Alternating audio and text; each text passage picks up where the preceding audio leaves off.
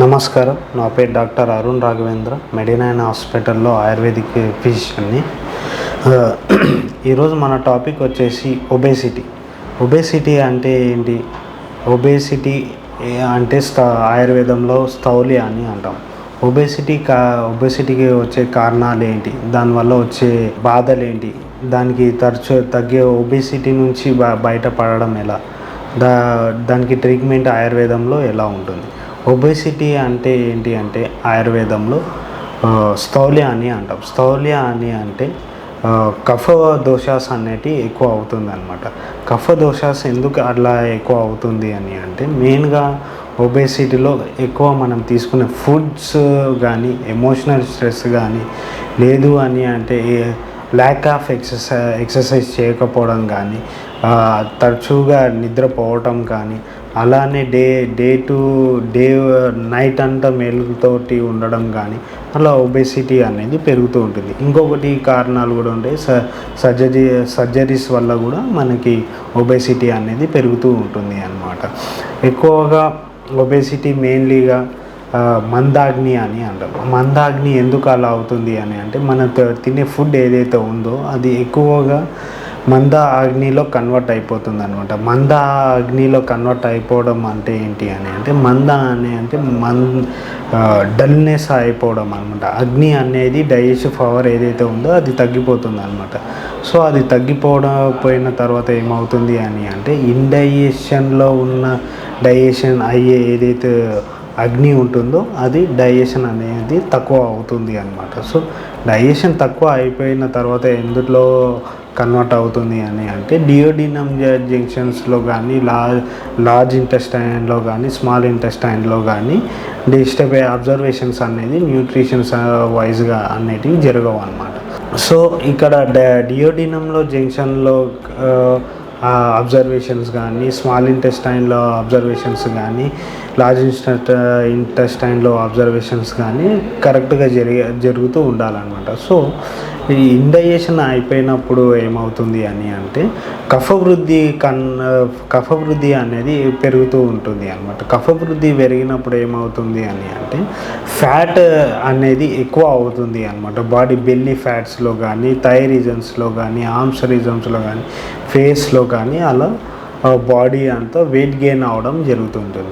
దీనికి ఒబేసిటీకి కారణాలు ఎక్కువగా చాలానే ఉన్నాయి. మెయిన్గా మనము థైరాయిడ్లో చూసుకోవచ్చు ఎక్కువగా, అండ్ మన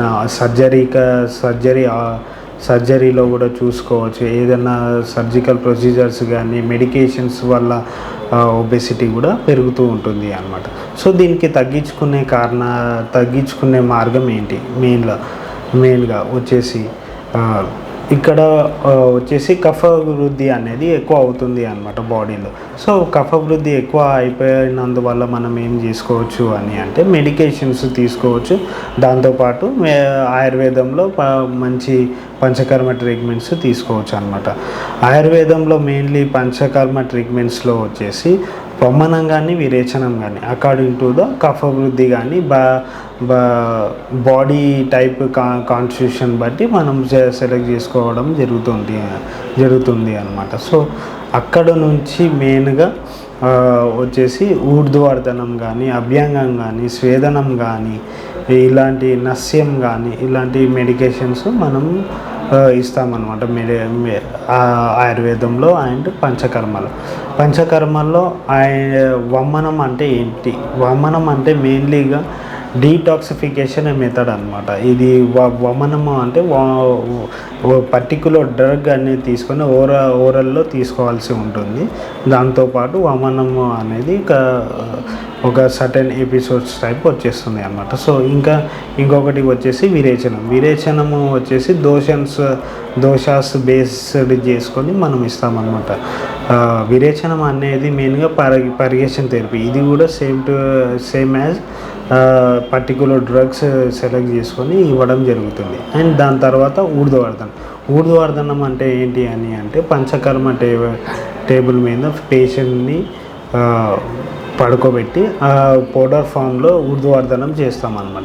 దాని తర్వాత అభ్యంగనం వచ్చేసి ఆయిలేషన్ థెరపీ అనమాట.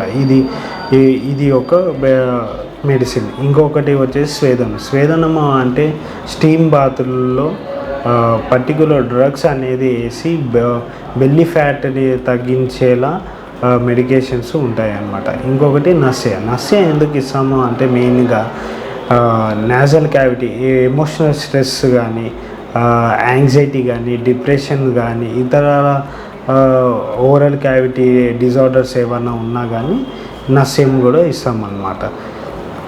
ఓకే. ఇంకొకటి ఏంటి అంటే మీకు ఇంకేమైనా సమస్యలు కానీ దీనివల్ల ఏమైనా ఇంకా తెలుసుకోవాలి అని అంటే మా మెడినైన్ హాస్పిటల్కి సంప్రదించండి. నమస్కారం.